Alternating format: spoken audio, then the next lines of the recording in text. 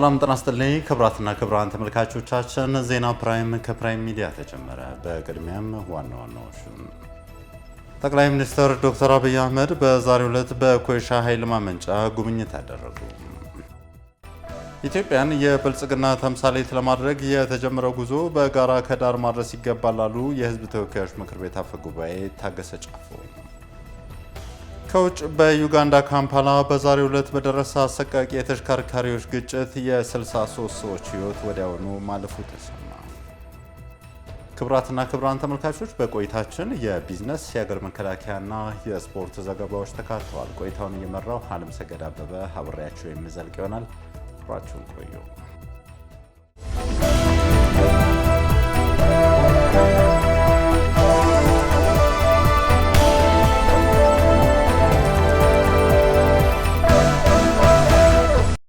ወደ ቀዳሚ ጉዳይ አለፍን። ዓለም አቀፍ የሰብአዊ መብት ድንጋጌዎች መሸርሸር በሚሊዮን የሚቆጠር ሕይወትን አደጋ ላይ ጥሏል አሉ የፌዴሬሽን ምክር ቤት አፈ ጉባኤ ታገሰ ጫፎ። 151ኛው የዓለም የፓርላማ ህብረት ጉባኤ በችግር ጊዜ የሰብአዊነት ድንጋጌዎችን ማክበርና የሰብአዊ እርምጃዎችን መደገፍ በሚል መሪ ሀሳብ እየተካሄደም ይገኛል። አፈ ጉባኤ አገኘው ተሻገር በጉባኤው ላይ ባደረጉት ንግግርም የጋራ ሰብአዊነታችን መሰረት የሆነው ዓለም አቀፍ የሰብአዊ መብቶች ድንጋጌ መሸርሸር በሚሊዮን የሚቆጠሩ ሕይወት አደጋ ላይ ጥሏልም ብለዋል። ድንጋጌዎች ከዚህ በፊት ታይቶ በማይታወቅ ተጽዕኖ ውስጥ መግባታቸውንና በዓለም ዙሪያ ሲቪሎች፣ የሰብአዊ እርዳታ ሰራተኞችና የሕክምና ባለሙያዎች በግጭትና በአመፅ እየታገዱ መሆናቸውንም አንስተዋል። የሰብአዊ መብት ድንጋጌዎችን ማክበር ህጋዊ ብቻም ሳይሆን ስነ ምግባራዊ ግዴታን ያሉት አፈ ጉባኤው ፓርላማዎች ከመቼውም ጊዜ በላይ በአሁኑ ወቅት እነዚህ መርሆች የመጠበቅ የባለ ብዙ ወገን ግንኙነትን የማጠናከር የሰብአዊ መብት ድንጋጌዎች እንዲጠበቁና በበቂ ሁኔታ እንዲደገፉ ለማድረግ የሞራልና የፖለቲካ ግዴታ እንዳለባቸው አስገንዝበዋል። ጠቅላይ ሚኒስትር አብይ አህመድ በዛሬው ዕለት በኮይሻ ኃይል ማመንጫ ጉብኝት አደረጉ። ዛሬ የ2018 ዓ.ም የመጀመሪያ 100 ቀናት የማክሮ ኢኮኖሚ አፈጻጸም ግምገማ የጀመርነው የኮይሻ የኤሌክትሪክ ኃይል ማመንጫ ፕሮጀክትን በመጎብኘት ነው ብለዋል። ፕሮጀክቱ ባለፈው ከነበረን ጉብኝት በኋላ የሚለካ የስራ እድገት ታይቶበታል ነው ያሉት። የግድቡ ከፍታ 128 ሜትር የደረሰም ሲሆን አጠቃላይ የሲቪል ስራው ደግሞ 70 ከመቶ መድረሱም ተገልጿል። ይህ ስኬት ለኃይል ምንጭ ዋስትናችን ነው ያሉት ጠቅላይ ሚኒስትሩ የጽኑ ጥረት ምስክር ስለመሆኑም በፌስቡክ ገጻቸው ላይ ያጋሩት ሀሳብም ያሳያል። ኢትዮጵያን የብልጽግና ተምሳሌት ለማድረግ የተጀመረውን ጉዞ በጋራ ከዳር ማድረስ ይገባል ላሉ የሕዝብ ተወካዮች ምክር ቤት አፈ ጉባኤ ታገሰ ጫፎ። የአዲስ አበባ ከተማ አስተዳደር የ2017 የበጎ ፈቃደኞች አገልግሎት የእውቅናና የሽልማት መርሃ ግብር በትናንትናው ዕለት ተካሂዷል። ታደሰ ታምራት ተጨማሪ ዘገባ አለው። የአዲስ አበባ ከተማ አስተዳደር የህብረተሰብ ተሳትፎና በጎ ፍቃድ ማስተባበሪያ ኮሚሽን በ2017 ዓ.ም በተለያዩ የበጎ ፍቃድ አገልግሎት ዘርፎች ላይ የተሳተፉ በጎ ፍቃደኞችን የእውቅናና የሽልማት መርሃ ግብር አካሄደም። በዓለም አቀፍ ኮንቬንሽን ማዕከል በተካሄደው ስነ ስርዓት ላይ በክብር እንግድነት በመገኘት በበጎ ፍቃድ አገልግሎት ከፍተኛ እገዛ ላበረከቱ ባለሀብቶች የተዘጋጀላቸውን ሽልማት በመስጠት ንግግር ያደረጉት የህዝብ ተወካዮች ምክር ቤት አፈ ጉባኤ አቶ ታገሰ ጫፎ ናቸው። አፈ ጉባኤው በዕለቱ እንደተናገሩት ኢትዮጵያውያን ዘር፣ ሃይማኖት፣ ቀለም ሳይለያቸው ብዝሃነታቸውን ጠብቀው የብልጽግናን ተምሳሌት የሆነችውን አዲስ አበባን ለማሳደግ እያደረጉት ያለውን ተሳትፎ አድንቀዋል።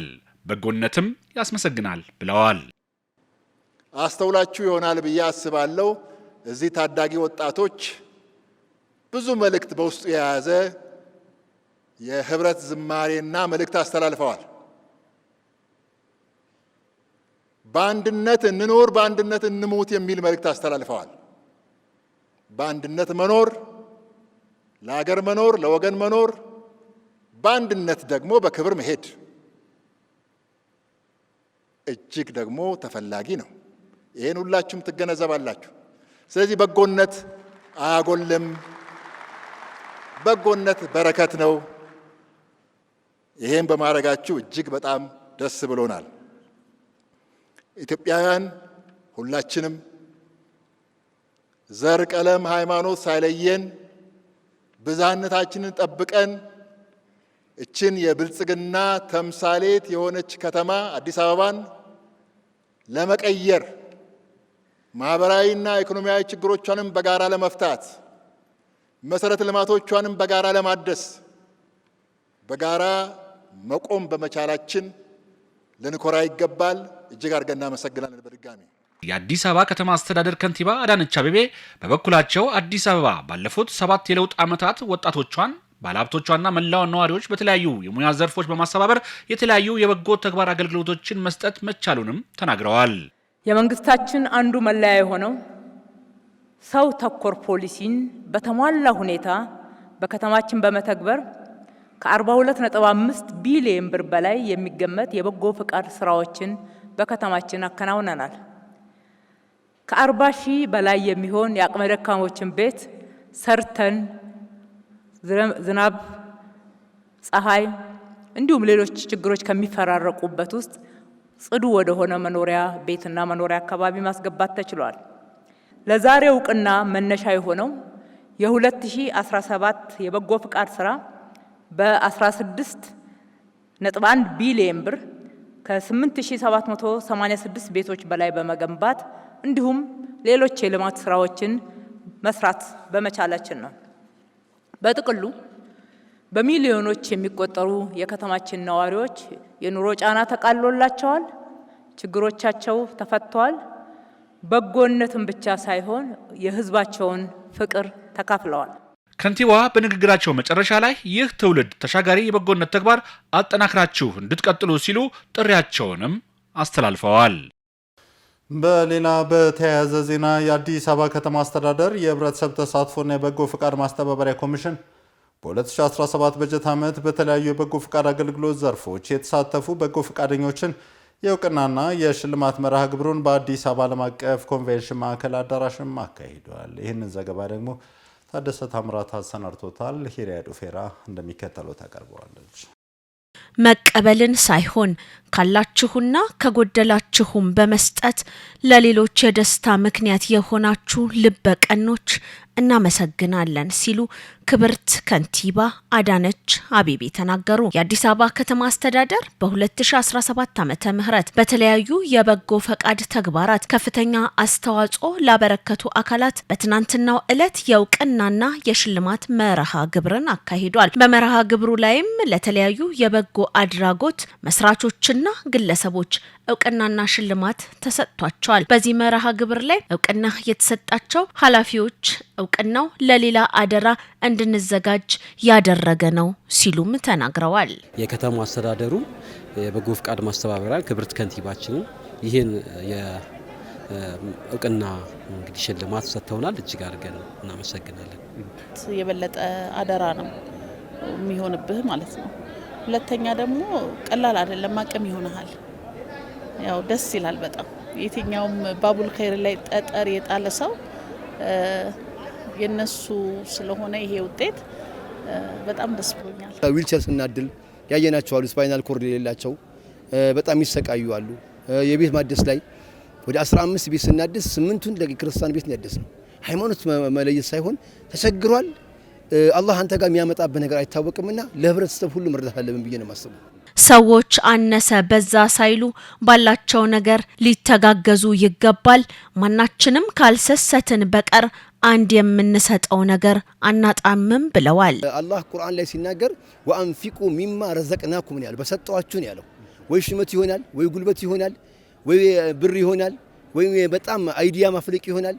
በሰጠን ነገር መተን እንድናገዝ ምስኪኖችን ልብሳቸውን ብናጥብላቸው፣ ጸጉራቸውን ብንከረክማቸው፣ እንደዚሁም በሙያችን ባለው ማንም አይድንም ባለው ነገር አስተዋጽኦ ካላደረገ ማለት ነው። ፈጣሪ ለሰው ልጅ የሰጠው ሰውን ነውና ሁላችንም በጎን ነገር ማድረግ እንግዲህ የአቅመ ደካሞችን ማገዝ፣ መርዳት ለነሱ ጊዜ ማሰብና ከማሰብ አልፈን ደግሞ በድርጊት በተግባር ፍቅራችንን ብንገልጽ ሁሉ ነገር የቀናና የተሳካ ይሆናል። ስለዚህ ማንኛውም ጉድለታችን ደካማ የሆነ ጎናችን የሚጠገነው የሚሞላው መልካምና በጎን ነገር በማድረግ ነው። በጎነት አያጎልም እንደምታውቀው ነው። ደግሞ ለወገንህ መሆን ቀላል ነገር አይደለምና ሁላችሁም የቻላችሁትን አስተዋጽኦ ብታደርጉ ነው። ሰዎች የሚችሉትን ሁሉ በበጎ እንዲያደርጉ ከዚህ የበለጠ ዜጎች እንዲበረታቱ የእውቅናና የሽልማት መርሃ ግብሩ ጠቃሚ ነው፣ ሊቀጥልም ይገባል ተብሏል። መንግስት ከዚህ በላይ በጎ ፈቃደኛን ማበረታታት አለበት። በየጊዜው እየጠበቀ እውቅና እየሰጠ እያበረታታ ክቡር ከንቲባ እየተናገሩ ነበር። በጎ ፈቃደኞች ከዚህ በኋላ ቅድሚያ ያገኛሉ። ይሄ ነገር መበረታታት አለበት። ይሄ ነገር እውቅና እየሰፋ ሲሄድ ሁሉም ሰው በጎ ፈቃደኛ ይሆናል። ሁሉም ሰው አገሩን፣ ከተማውን፣ አካባቢውን የሚወድ ስለሚሆን በጣም ደስ ይላል። በበጎ አድራጎት ለሚሳተፉ ለሚያስተባብሩም ጭምር የከተማ መስተዳድሩ ምስጋናውን አቅርቧል። ኢትዮጵያ የጠንካራ የጤና ስርዓትን ለመገንባት በትኩረት እየሰራች ነው ተባለ። የገንዘብ ሚኒስትሩ አህመድ ሺዴ የተሳተፉበት ጥራት ያለው የጤና አገልግሎት መስጠት የሚያስችል የውይይት መድረክ በዓለም ባንክና የዓለም ጤና ድርጅት አዘጋጅነትም ተካሂዷል። ሚኒስትሩ በዚህ ወቅትም ኢትዮጵያ የጤና ዘርፉን ለማሻሻልና ጠንካራ የጤና ስርዓትን ለመገንባት በትኩረት እየሰራች መሆኗንም አብራርተዋል። በዚህም በአራት ዋና ዋና ጉዳዮች ላይ አጽንኦት በመስጠት ማህበረሰብ አቀፍ የጤና ኢንሹራንስ ማስፋፋት፣ በጤና ጥበቃ ኢትዮጵያን የቀጠናው መሪ ማድረግ፣ በቀጣዮቹ 3 ዓመታት የዘርፉን ወጪ 20 በመቶ ማድረስ እንዲሁም የግሉ ዘርፍ ተሳትፎን ማሳደግ ስለመሆኑም ጠቅሰዋል። በተጨማሪም ኢትዮጵያ መድኃኒት የማምረት አቅም እያሳደገች እንደሆነችና ለአፍሪካ አህጉራዊ ነጻ የንግድ ቀጠና ሀገራት መላክን ታሳቢ በማድረግ እየሰራች ስለመሆኑም አንስተዋል። በመድረኩ ኢትዮጵያ ለዓለም አቀፉ የጤና ተደራሽነት ፕሮግራም ከተመረጡ 8 ሀገራት መካከል አንዷ ሆና እንደምትገኝም ይፋ ተደርጓል። የኢትዮጵያ ኦርቶዶክስ ተዋሕዶ ቤተክርስቲያን ቅዱስ ሲኖዶስ ምልዓተ ጉባኤ በዛሬው ዕለት መካሄድ ጀመረ። ጉባኤው አባ ማቴዎስ ቀዳማዊ ፓትርያርክ ርዕሰ ሊቃነ ጳጳሳት ዘኢትዮጵያ ሊቀ ጳጳስ ዘአክሱም ወዕጨጌ ዘመንበረ ተክለ ሃይማኖት በጸሎት አስጀምረዋል። በዚህ ወቅትም ባስተላለፉት መልእክት እንዳሉት በተለያዩ መንገዶች እየተከናወኑ የሚገኙ ቤተክርስቲያንን የመዳፈር ተግባራት ለመፍታት በሕግ አግባብ መንቀሳቀስ ይገባልን ብለዋል። የነገ ትውልድ ልማታዊ ተስፋ እውን የሚሆነው ሰላምና አንድነት ሲኖር በመሆኑ ሁሉም ለሀገር ሰላምና አንድነት ሊሰራ እንደሚገባም ጠቁመው ለዚህም ጉባኤው የበኩሉን ጥረት እንዲያደርግም አሳስበዋል። በምልዓተ ጉባኤው ላይ ከሀገር ውስጥና ከውጭ ሀገራት የመጡ ብፁዓን አበው ሊቃነ ጳጳሳት የተገኙም ሲሆን በቤተ ክርስቲያኗና በሀገራዊ ጉዳዮች ላይ ምክክር ይደረጋል ተብሎም ይጠበቃል። ኢትዮጵያ በፖለቲካ ስህተት ከባህር በር እንድትገነጠል መደረጉ የሀገር ኢኮኖሚን በከፍተኛ ሁኔታ ለጉዳት እየዳረገ መሆኑ ተገለጸ። የባህር በር ጥያቄ በዚህ ሰዓት መነሳቱም አዲስ ነገር ሳይሆን ከበፊት ጀምሮ ኢትዮጵያውያን ብዙ መስዋዕትነት የከፈሉበት እንደሆነ ከፕራይም ሚዲያ ጋር ቆይታ ያደረጉት ኢትዮጵያን ወክለው በዓለም አቀፍ ሚዲያ የሚከራከሩት ሙሳ ሼኩም ተናግረዋል። ሀና አስታጥቄ ተጨማሪ ዘገባ አላት። ኤርትራ እንደ ኢሮፓያን አቆጣጠር በ1993 ነጻነቷን ካገኘች በኋላ ኢትዮጵያ በቀጥታ የቀይ ባህር መዳረሻ ወደብ አታለች። ከዚያን ጊዜ ጀምሮ ኢትዮጵያ ከ95% በላይ የገቢ ወጪ ንግድ በጅቡቲ ወደብ ላይ ማድረጓ 130 ሚሊዮን ለሚጠጋው ኢትዮጵያ ሕዝብ በቂ ያለመሆኑ ይገለጻል። ይህም በጅቡቲና በአዲስ አበባ መካከል ያለው ረጅም የትራንስፖርት መስመርና የወደብ አገልግሎት ክፍያ ምክንያት ኢትዮጵያ ለከፍተኛ የሎጂስቲክስ ወጪና በንግድ ደህንነት ረገድ ሀገሪቱን ለከፍተኛ ችግር የዳረጋት እንደሆነ ይነገራል። ኢትዮጵያ በፖለቲካ ስህተት ከባህር እንድትገነጠል መደረጉም የሀገሪቱ ኢኮኖሚ በከፍተኛ ሁኔታ ለጉዳት የዳረገ መሆኑን በዓለም አቀፍ ሚዲያ ኢትዮጵያን ወክለው የሚከራከሩት ሙሳ ሼኩ ይገልጻሉ። የፖለቲካ ሴራ መሆኑን የምንረዳው 60 ኪሎ ሜትር ከቀይ ባህር ላይ ሆነ ባህሩ የኛ አለመሆን እና ባህር በር አለማግኘታችን ነው። ይሄ ነገር ኢትዮጵያ ለረጅም አመታት ባለፉ 30 አመታት በጣም ለጉዳት እንድትዳረግ የአገሪቷ ኢኮኖሚ ችግር ውስጥ እንዲገባ የዚህ ችግር ጫናው ዜጎች ላይ እንደነበረና የኢትዮጵያ ምርት ወደ ውጪ ማጓጓዝም ሆነ ከውጪ ሀገር የሚመጡ ምርቶችንም ለማግኘት በጣም ከፍተኛ ወጪና የሀገሪቷን ኢኮኖሚ በከፍተኛ ደረጃ የሚጎዳ ሆኗል። የባህር በር ጥያቄ በዚህ ሰዓት መነሳቱም አዲስ ነገር ሳይሆን ከበፊት ጀምሮ ኢትዮጵያውያን ብዙ መስዋዕትነት የከፈሉበት እንደሆነ አቶ ሙሳ ያነሳሉ። የባህር በር ጥያቄ በዚህ ሰዓት ማንሳታችን አዲስ ነገር ሳይሆን ከበፊት ጀምሮ ኢትዮጵያኖች ብዙ መስዋዕትነት የከፈሉበት ይሄ ጥያቄ ከሀገር ውጪም የሀገር ውስጥም ያሉ የኢትዮጵያ ፖለቲከኞች የኢትዮጵያ ዜጎች በሞላ ረጅም ታሪክ ያላቸውና በ1990ዎቹ እንደ ፈረንጅ አቆጣጠር በዩኤን በር ፊት ለፊት በዋሽንግተን ዲሲ በአፍሪካ የኢትዮጵያን ዜጎች ኢትዮጵያ ለምን ወደብ ታጣለች በሚል ሰላማዊ ሰልፍ ብዙ ደብዳቤዎች ብዙ መመልከቻዎች የነበሩበት ሁኔታ አለና ኢትዮጵያ ረጅም ታሪኳ ከባህር በር ጋር ትስስር ያለው እንደመሆኑና ይህንን ታሪካዊ መብቷን ዓለም አቀፍ ሕግን መሰረት አድርጋ የባህር በር የማግኘት ጥያቄ እየጠየቀች እንደሆነ ይገልጻሉ። ኢትዮጵያ ረጅም ታሪኳ ከባህር ጋር የተነሳ ነው። በተለይ ቀይ ባህር አብዛኛውን ወደ አፍሪካ አካባቢ ያለውን ኢትዮጵያኖች ናቸው የሚያስተዳድሩት። እስካሁን የኢትዮጵያ መርከቦች የኢትዮጵያ ባህር ኃይል ታሪክ አለን ማለት ነው። ምንም የባህር በር ያለላቸውና ከባህር ርቆ እንደ አዲስ ባህር በር ማግኘት አለብን ብሎ ጥያቄ የሚያነሱት ሀገር ለማመሳሰል የኢትዮጵያ ሁኔታ በጣም ይከብዳልና የባህር በር ነበረን ወደዛ እንመለስ የሚለውን ስንመለስ ደግሞ ዓለም አቀፍ ሕጉን በጠበቀ መልኩ በ1982 የተባበሩት መንግስታት ባወጣው ሕግ በአንቀጽ 132 ከዛ በፊት በ28 ከ24 እስከ 28 ከ28 እስከ 32 እነዚህ ነጥቦች ሁሉ በዝርዝር የባህር በር መብትን በስፋት ይገልጻሉ። የባህር በር ጉዳይን ኢትዮጵያኖች ለሀገራቸው አምባሳደር በመሆን ተባብረው ለዓለም አቀፉ ማህበረሰብ ማሳወቅ እንዳለባቸውም ይጠቅሳሉ።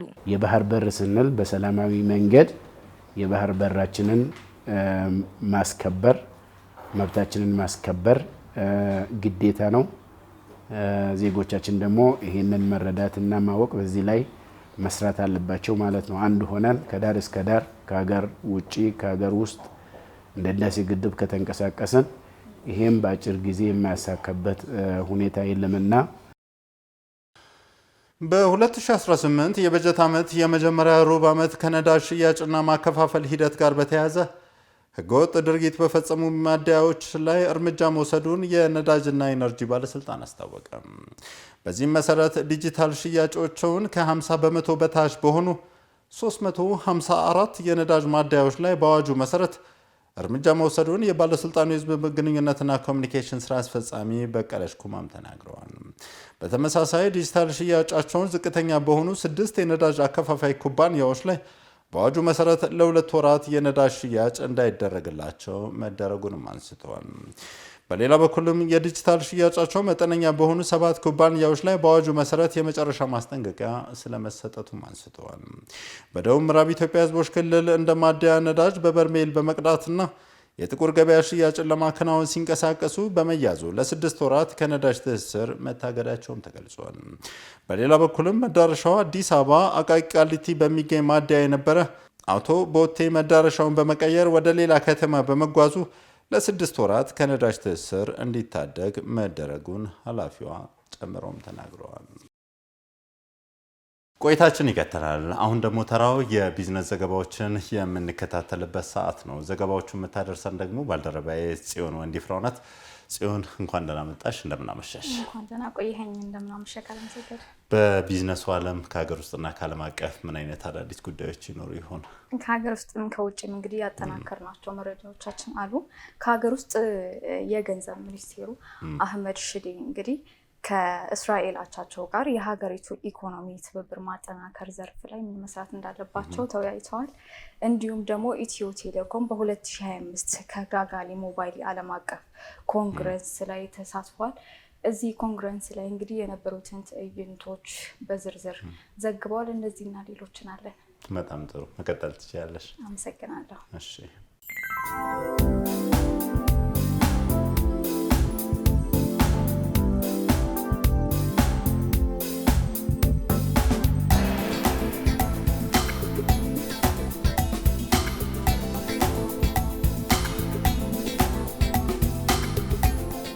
የገንዘብ ሚኒስቴሩ አህመድ ሺዴ ከእስራኤል አቻቸው ቤዝላል ስሞትሪች ጋር የሀገሪቱን ኢኮኖሚያዊ ትብብር ማጠናከር በሚቻል ጉዳዮች ላይ ተወያዩ።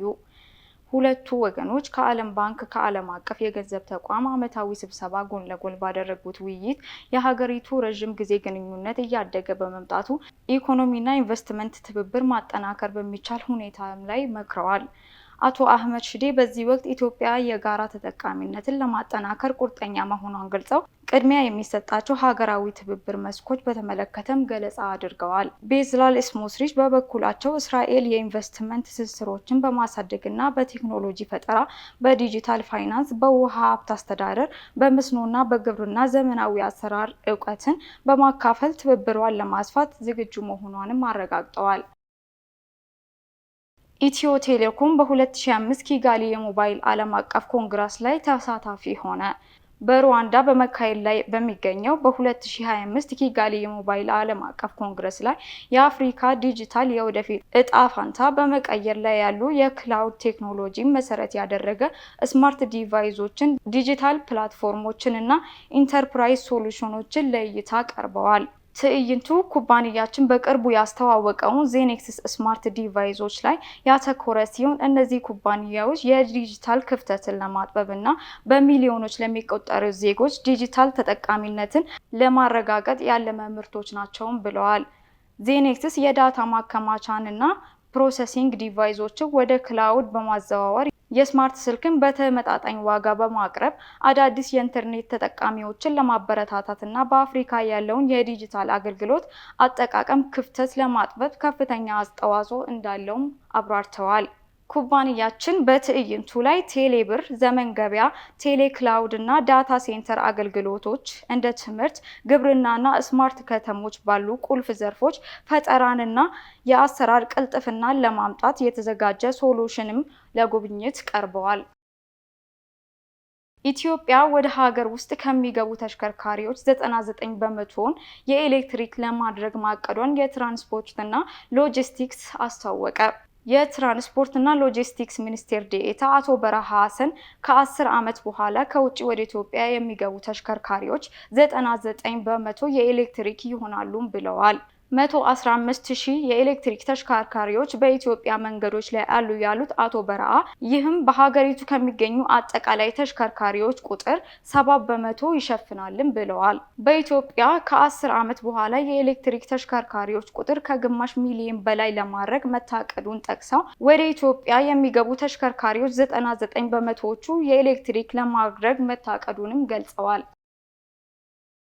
ከውጭ ወዳገኘናቸው መረጃዎቻችን ስናልፍ የአሜሪካ ፕሬዝዳንት ዶናልድ ትራምፕ ህንድ የሩሲያ ድፍድፍ ግዢን ለመቀነስ መስማማቷን ገለጹ። ትራምፕ ከህንድ ጠቅላይ ሚኒስትር ናሬንድራ ሞዲ ጋር በስልክ ባደረጉት ውይይት ህንድ ከሩሲያ ብዙ ዘይት እንደማትገዛ ሞዲ እንዳረጋገጡላቸውም ተናግረዋል። ይህ ውሳኔ የሩሲያንና ዩክሬን ጦርነት እንዲያበቃ ስለተፈለገም ነው ብለዋል። ሞዲ የትራምፕን ጥሪና በዲዋሊ ፌስቲቫል ላይ የላኩትን የእንኳን አደረሳችሁ መልእክት በማህበራዊ ገጽ ቢያሰፍሩም ስለ ሩሲያ ዘይት ምንም አይነት አስተያየት አልሰጡም። ትራምፕ ባለፈው ሳምንት ተመሳሳይ አስተያየት ቢሰጡም የህንድ ውጪ ጉዳይ ሚኒስቴር ግን በመሪዎቹ መካከል የተደረገ ማንኛውም የስልክ ጥሪ አላውቅም ሲሉ በወቅቱም ተናግረዋል። እንደ አውሮፓውያን አቆጣጠር በ2022 የዩክሬን ጦርነት ከጀመረ በኋላ የምዕራባውያን ሀገራት ግዢዎችን በመተው በሞስኮ ላይ ማዕቀብ በመጣሉ ህንድ ለሩሲያ ዘይት ትልቅ ገበያ ሆናለችም በማለት ቢቢሲ ዘግቧል። በጃጓር ላንድ ሮቨር ላይ የተፈጸመው የሳይበር ጥቃት የዩኬ ኢኮኖሚ ላይ $2.5 ቢሊዮን ኪሳራ ማድረሱም ተገለጸ። በህንድ ታታ ሞተርስ ባለቤትነት የተያዘው የጃጓር ላንድ ሮቨር የደረሰበትን የሳይበር ጥቃት ተከትሎ $2.55 ቢሊዮን የሚገመት ወጪ ማጣቱንና ከ5000 በላይ ድርጅቶችን እንደጎዳ ገለልተኛ የሳይበር ደህንነት አካል ገልጸዋል። ኩባንያው በዚህ ወር መጀመሪያ በጠለፊያው ምክንያት ለ6 ሳምንታት ያህል ከተዘጋ በኋላ ማምረትም ጀምረዋል። የቅንጦት መኪና ሰሪው ጃጓር በብሪታንያ 3 ፋብሪካዎች ሲኖሩት በቀን 1000 መኪናዎችንም ያመርታል። መንግስት የሳይበር ጥቃት ለደረሰበት ጃጓር ላንድ ሮቨር የመኪና ማምረቻ ኩባንያ የ1.5 ቢሊዮን ፓውንድ ብድር ዋስትና መስጠቱም ይታወሳል። ዘገባው የሮይተርስ ነው። አድማጭ ተመልካቾቻችን ለሰዓቱ ያዝናቸውን የቢዝነስ ዜናዎች ወደ እናንተ በማቅረብ ከእናንተ ጋር የቆየሁት ጽዮን ዲፍራው ነኝ። ቀጣይ የፕራይም ዜናዎች አሉ። ከነሱ ጋር መልካም ቆይታ።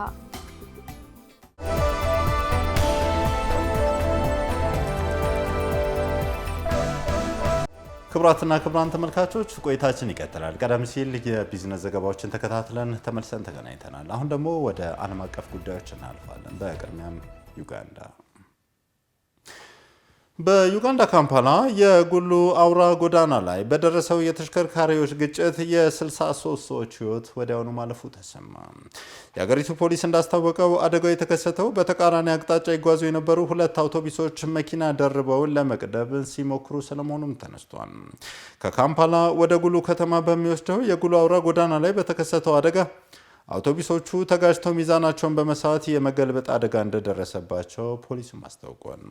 በአደጋው በርካቶች ቀላልና ከባድ ጉዳት ደርሶባቸው ወደ ሆስፒታል መወሰዳቸው የተገለጸም ሲሆን ከነዚህ ውስጥ ግን 63ቱ ወዲያውኑ ሕይወታቸው ስለማለፉም ተነስቷል። አሽከርካሪዎቹ ለከባድ አደጋ የሚያጋልጡ ደርቦ የማለፍ ተግባሮችን እንዲቀንሱ ያሳሰበው ፖሊስ በጉዳዩ ላይ ምርመራ እንደተጀመረ መግለጹን የቢቢሲ ዘገባም ያሳያል። ሩሲያ በዩክሬን ባደረሰችው የአየር ድብደባ የ6 ሰዎች ሕይወት ማለፉ ተገለጸ። ይህ ጥቃት የዩክሬን ጦር በብሪቲክስ ድንበር አካባቢ የሚገኘውን የሩሲያ ኬሚካል ፋብሪካ ከእንግሊዝ ባገኘው የስቶርም ሻዶው ሚሳይሎች ጥቃት ማድረሱን ተከትሎ ስለመሆኑም ተሰምቷል። ሀና አስታጥቄ ዝርዝር ዘገባ አላት። የሩሲያ ሰው አልባ አውሮፕላኖችና የሚሳኤል ጥቃቶች በዩክሬን ከተሞች ላይ ባደረሱት ጥቃት 2 ህጻናትን ጨምሮ ቢያንስ 6 ሰዎች መሞታቸውን ፕሬዚዳንት ቮሎዲሚር ዜሌንስኪ ገልጸዋል። ጥቃቱን ተከትሎ የዩክሬን ዋና ከተማ በባሊስቲክ ሚሳኤል ማስጠንቀቂያ ስር እንደነበረች ተገልጿል። በመላ ዩክሬን የሩሲያ ጥቃቶች የኃይል መሰረተ ልማትን ያነጣጠሩ እንደነበርና የኤሌክትሪክ መቆራረጥ ስለመከሰቱ በኪየቭ የሚገኙ አንድ የፓርላማ አባል ኢሊና ሶፍሱን ለቢቢሲ ተናግረዋል። በዩክሬን ምስራቃዊ ፖልቶቫ ክልል በደረሰው ጥቃት የነዳጅና የጋዝ መገልገያዎች መጎዳቱን የአካባቢው አስተዳደር ቮሎዲሚር ኮሁት ገልጸዋል። የዩክሬን ፕሬዝዳንት ቮሎዲሚር ዜሌንስኪ ከጥቃቱ በኋላ በማህበራዊ ሚዲያ ላይ ባሰፈሩት መልእክት ሩሲያ ጦርነቱን ለማስቆም በቂ ጫና እንዳልደረሰባት የሚያሳይ ሌላ ምሽት ብለዋል። ይህ ጥቃት የዩክሬን ጦር በብሪታንስክ ድንበር አካባቢ የሚገኘውን የሩሲያ ኬሚካል ፋብሪካ ከእንግሊዝ ባገኘው የስቶርም ሻዶ ሚሳኤሎች ጥቃት ማድረሱን ተከትሎ ነው። የዩክሬን ጦር በኤክስ ገጹ ላይ ባሰፈረው መልእክት የብሪያንስክ ኬሚካል ፋብሪካ የሩሲያ ወታደራዊ ኢንዱስትሪያል ኮምፕሌክስ ቁልፍ ተቋም ነው ብሏል። የሩሲያ የአየር መከላከያ ስርዓትን አልፎ የተፈጸመው ጥቃት ስኬታማ እርምጃ ሲል የገለጸው የዩክሬን የጦር ኃይል በአጠቃላይ የሚሳኤል ድብደባው ያደረሰውን ጉዳት እየገመገመ መሆኑን ተናግሯል። የሞስኮ ባለስልጣናት ስለ ጥቃቱ እስካሁን የሰጡት አስተያየት የለም። ጥቃቱ የተፈጸመው የዩኬ ጠቅላይ ሚኒስትር ሰር ኪር ስታርመርና ሌሎች የአውሮፓ መሪዎች የሩሲያ መሪ ቭላዲሚር ፑቲን ሰላም ለመፍጠር ዝግጁ እስኪሆኑ ድረስና በሩሲያ ኢኮኖሚና በመከላከያ ኢንዱስትሪው ላይ የሚያሳርፉትን ጫና እንደሚያሳድጉ ቃል በገቡበት ወቅት ነው። ሩሲያ ምዕራባውያን ለዩክሬን የረጅም ርቀት ጥቃቶችን መፈጸም የምትችልበት የጦር መሳሪያ እንዳይሰጡ ስታስጠነቅቅ ቆይታለች። ኪየቭ ግን ሞስኮ በዩክሬን ላይ በከፈተችው ጦርነት ውስጥ ቁልፍ ሚና ያላቸውን የሩሲያ ተቋማትን ኢላማ ማድረግ አስፈላጊ ነው ትላለች። ከሰዓታት በፊት የአሜሪካው ፕሬዝዳንት ዶናልድ ትራምፕ ከሩሲያው ቭላዲሚር ፑቲን ጋር በቡዳፔስት ሊያደርጉት የነበረው የመሪዎች ስብሰባ ስለመቅረቱ አስታውቀዋል። ትራምፕ ማክሰኞ በዋይት ሀውስ ባደረጉት ንግግር ሞስኮ በአሁኑ ሰዓት ጦርነቱን ለማቆም ፈቃደኛ ለመሆኗ ቁልፍ ነጥብ እንደሆነ ጠቁመዋል። ቀደም ሲል የዋይት ሀውስ ባለስልጣናት ለትራምፕና ፑቲን ስብሰባ በቅርቡ ምንም እቅድ እንደሌለ ተናግረዋል። የስዊድን የመከላከያ ኮንትራክት ሰዓብን ሊጎበኙ የነበሩት ዜሌንስኪ ባለፈው አርብ ከትራምፕ ጋር ከተነጋገሩ በኋላ የዩናይትድ ስቴትስ ፕሬዝዳንት የረጅም ርቀት ቶም ሃውክ ሚሳኤሎችን እንዲያቀርቡ ማሳመን ሳይችሉ መቅረታቸው ይታወቃል። እንደ አውሮፓውያን አቆጣጠር የካቲት 2022 የተጀመረው ጦርነት ሩሲያ በአሁኑ ጊዜ በ2014 የገነጠለቻትን ክሬሚያን ጨምሮ 20 በመቶ የሚሆነውን የዩክሬን ግዛት ተቆጣጥራለች። ዘገባውን ስናዘጋጅ ቢቢሲ፣ ዘጋርዲያን እና ሮይተርስን በዋቢነት ተጠቅመናል። ክቡራትና ክቡራን ተመልካቾች በያላችሁበት ቆይታችሁ ከኛ ጋር ስለሆነ በድጋሚ ከልብ እናመሰግናለን። አሁን ተራው የሀገር መከላከያ ሰራዊት ዘገባዎች የምንከታተልበት ነው። ዘገባዎቹ የሚያደርሰን ደግሞ ባልደረባዬ ታደሰ ታምራት ነው። ታደሰ እንደምናመሸ እንኳን ደህና መጣ። እንኳን ደህና ቆየኝ። አመሰግናለሁ። ከሀገር መከላከያ ሰራዊት ጋር የተገናኘ ምን አዲስ ጉዳይ ተሰማ? እንግዲህ የዛሬ የመከላከያ ዜናዎቻችንን የሚያተኩረው የአንደኛው የምስራቅ እዝ ለአማራ ሰላም መረጋገጥ እያበረከተ ያለውን አስተዋጽኦ ከፍተኛ መሆኑን የክልሉ ርዕሰ መስተዳደር ስለመግለጻቸው ቀዳሚ ዜና አድርጌዋለሁ። ሌላው ለተማሪዎች የሚሰጠው ድጋፍም እንደዚሁ ተጠናክሮ ስለመቀጠሉ እና ሌሎችም ዜናዎች ይዤ ቀርቤያለሁ። በጣም ጥሩ፣ መቀጠል ትችላለህ። አመሰግናለሁ።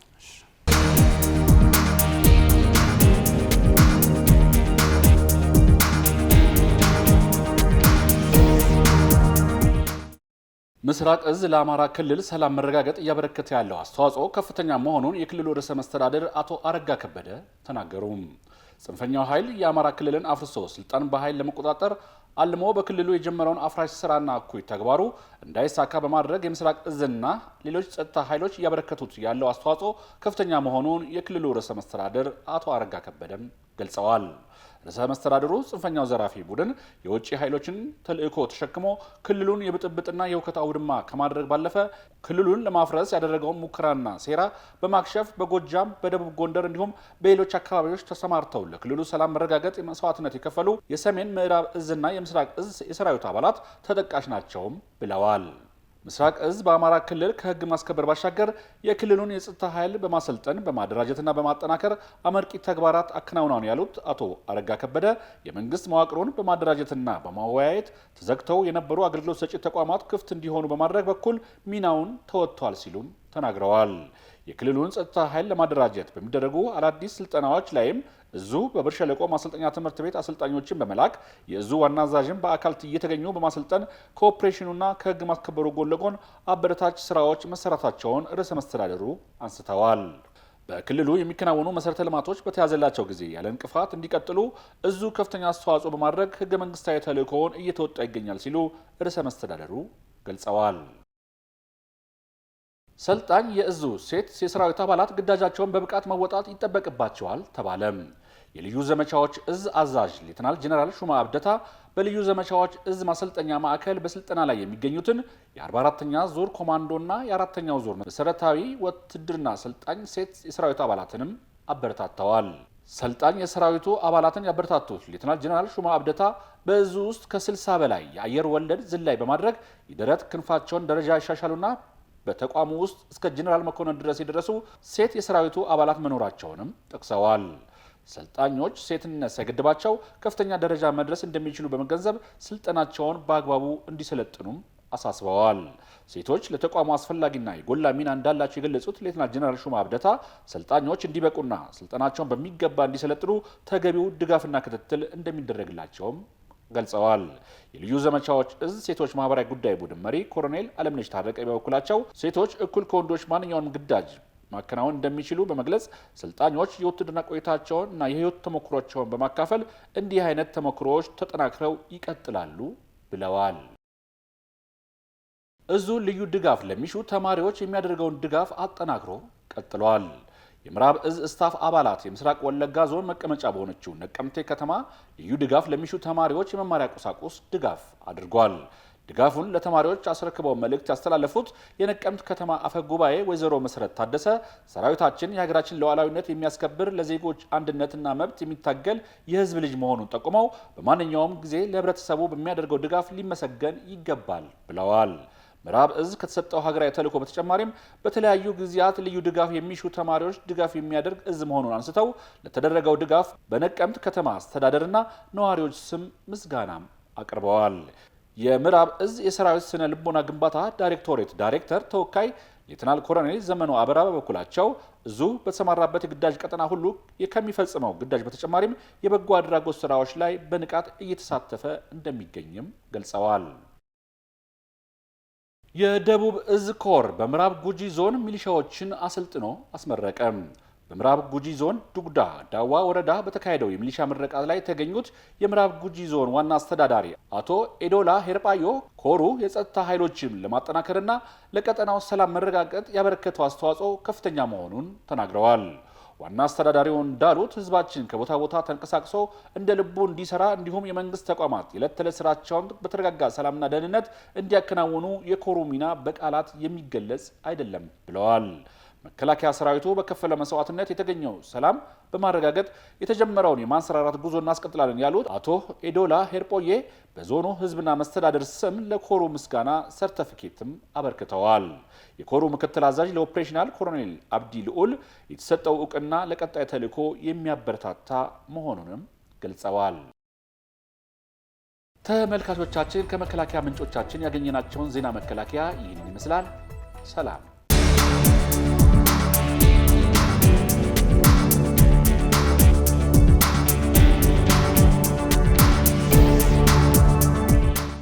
ክቡራትና ክቡራን ተመልካቾቻችን ለዕለተ ሮብ ከፕራይም ሚዲያ ዜና ፕራይም የተከታተላችሁትን ይመስላል። ለነበረን ጊዜ እናመሰግናለን።